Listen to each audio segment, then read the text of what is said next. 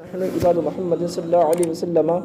صلو علیہ صلاۃ والسلام علیک یا رسول اللہ صلی اللہ تعالی علیہ وسلم۔ ابو داؤد نے جابر بن عبداللہ اور ابو طلحہ بن سہیل رضی اللہ تعالی عنہم سے روایت کی کہ رسول اللہ صلی اللہ علیہ وسلم نے فرمایا کہ جہاں مرد مسلم کی ہتک حرمت کی جاتی ہو اور اس کی آبروزی کی جاتی ہو، ایسی جگہ جس نے مدد نہ کی، یعنی یہ خاموش سنتا رہا اور ان کو منع نہ کیا، تو اللہ تعالیٰ اس کی مدد نہیں کرے گا۔ جہاں اسے پسند ہو کہ مدد کی جائے، اور جو شخص مرد مسلم کی مدد کرے گا ایسے موقع پر جہاں اس کی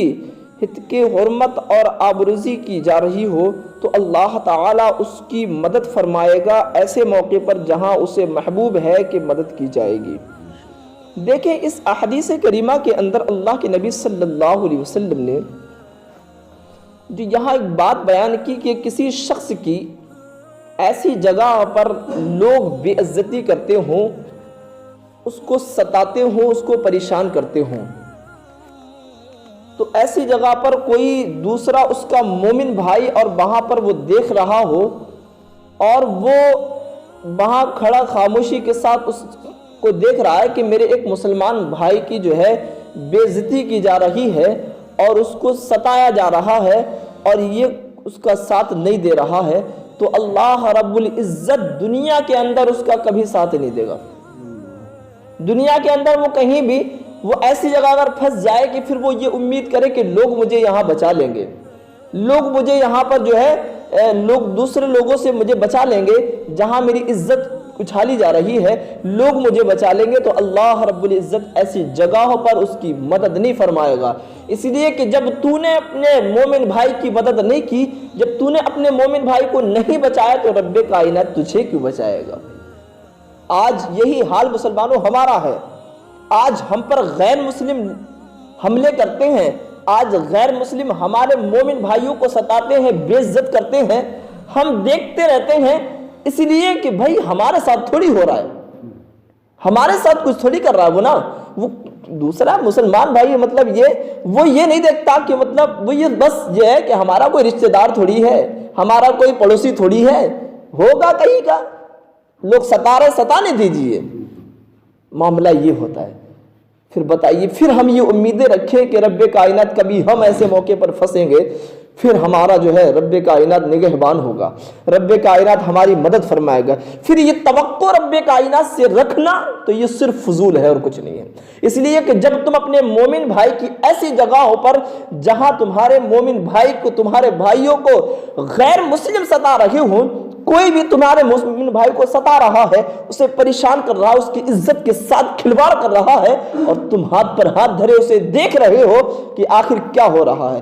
آج تو معاملہ یہ ہے کہ اگر کچھ ہوتا بھی نا تو ویڈیو بناتے، سیدھی بات، مدد نہیں کریں گے، سیدھے بس ویڈیو بنائے اٹھا کر کے بس واٹس ایپ پہ جو ہے فیس بک پہ ڈالنا شروع کر دی، یوٹیوب پہ ڈالنا شروع کی، بھائی دیکھیں فلاں جگہ پر یہ ایسا ایسا ہنگامہ یہ مسلمانوں کے ساتھ غیر مسلموں نے جو ہے حملہ کیا اور ان کو جو ہے ہلاک و برباد کیا، ان کو ان کے ساتھ میں ان کی ماں بہنوں کے ساتھ میں جو ہے اس طریقے سے انہوں نے برتاؤ کیا، بس یہ ہم ویڈیو اٹھا کر کے جس سوشل میڈیا پر چلانا شروع کر دیتے ہیں۔ اے مسلمان، تجھے چاہیے تو یہ تھا کہ یہ واٹس ایپ پہ تو ویڈیو نہ اٹھا کر کے ڈالنے کی وجہ تو اس کا ہاتھ ساتھ دیتا جا کر کے، تو اس کے بازانو کھڑا ہوتا جا کر کے، تب پھر بات بنتی جا کر کے، پھر غیر مسلم تجھ پہ دیکھتے کیسے حملہ کرتا۔ پھر چاہیے تو یہ تھا ہمیں، لیکن نہیں کرتے ہم، بس صرف دیکھتے کھڑے رہ کر کے۔ پھر ہم توقع رکھتے رب کائنات سے کہ ہماری مطلب جو ہے رب کائنات ہم کہاں رسوا کیے جائیں گے۔ ڈاکٹر اقبال کا میں نے شعر کہا تھا پہلے، لگے گی آگ تو آئیں گے گھر کا ہی ضد میں، لگے گی آگ تو آئیں گے گھر کا ہی ضد میں، یہاں پہ صرف ہمارا مکان تھوڑی ہے۔ کوئی انسان یہ سمجھے کہ صرف بس جو ہے میرا پڑوسی جل رہا ہے ہم بچ جائیں گے،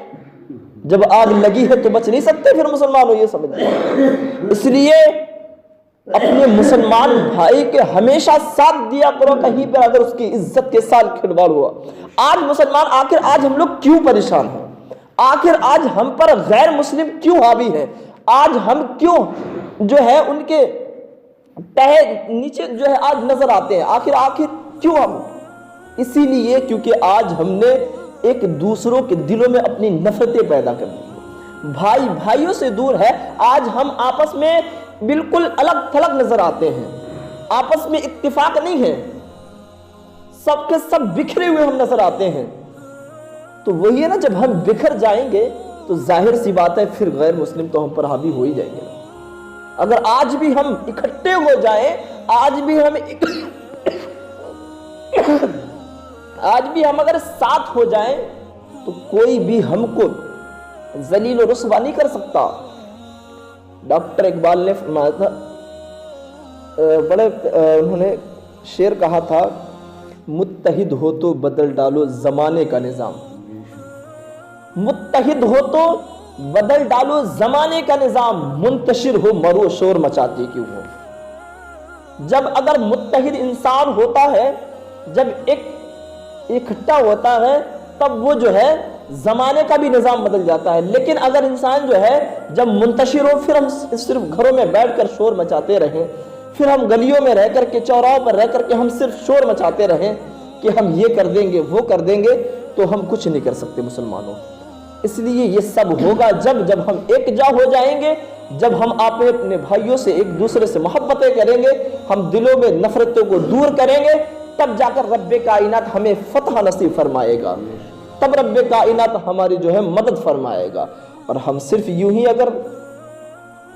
اسی طریقے سے رہے بکھرے دنیا کے اندر، تو رب کائنات پھر ہماری مدد فرمانے والا نہیں۔ ایک آخری حدیث اور ملاحظہ فرما لیں، نہیں ایک آخری حدیث سنیں، کہتے ہیں شرح سنہ میں انس رضی اللہ تعالی عنہ سے مروی ہے کہ رسول اللہ صلی اللہ علیہ وسلم نے فرمایا کہ جس کے سامنے اس کے مسلمان بھائی کی غیبت کی جائے اور وہ اس کی مدد پر قادر ہو، اور مدد کی اللہ تعالی دنیا و آخرت میں اس کی مدد کرے گا، اور اگر باوجود قدرت اس کی مدد نہیں کی تو اللہ تعالی دنیا اور آخرت میں اسے پکڑے گا۔ دیکھیں اس احادیث کریمہ کے اندر جیسے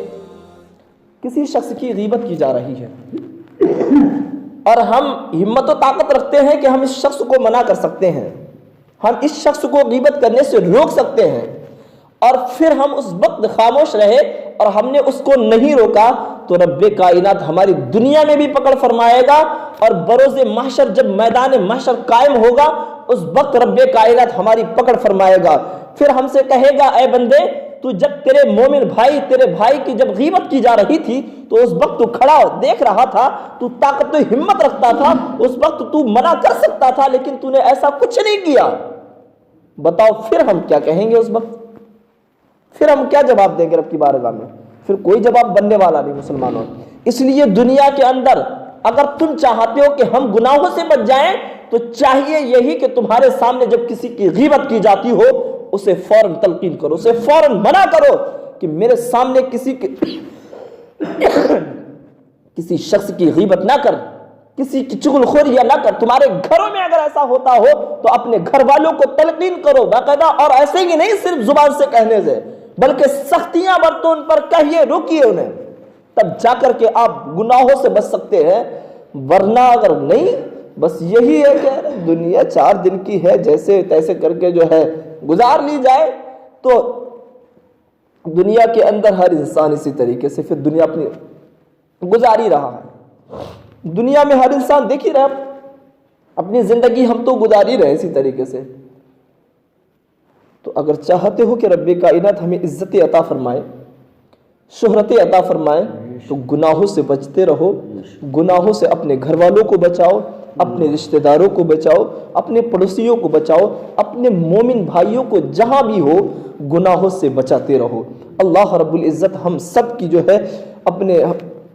عزتوں کو برقرار رکھے گا، اور رب کائنات کی بارگاہ میں دعا ہے مولا ہم سب کو شریعت مطہرہ کا پابند بنائے، اور مولا ہم سب کو تمام صغیرہ کبیرہ گناہوں سے مولا محفوظ فرما دے اپنے حبیب کے صدقے میں۔ مولا ہم سب کو مالک و مولا اپنے حبیب کے صدقے میں ہم سب کو ان ساری باتوں پر عمل کرنے کی توفیق عطا فرمائے۔ استغفر اللہ ربی من کل ذنب واتوب الیہ، وصلی اللہ تعالی علی خیر خلقہ ونور عرش محمد وآلہ وصحبہ اجمعین برحمتک یا ارحم الراحمین، لا الہ الا اللہ محمد۔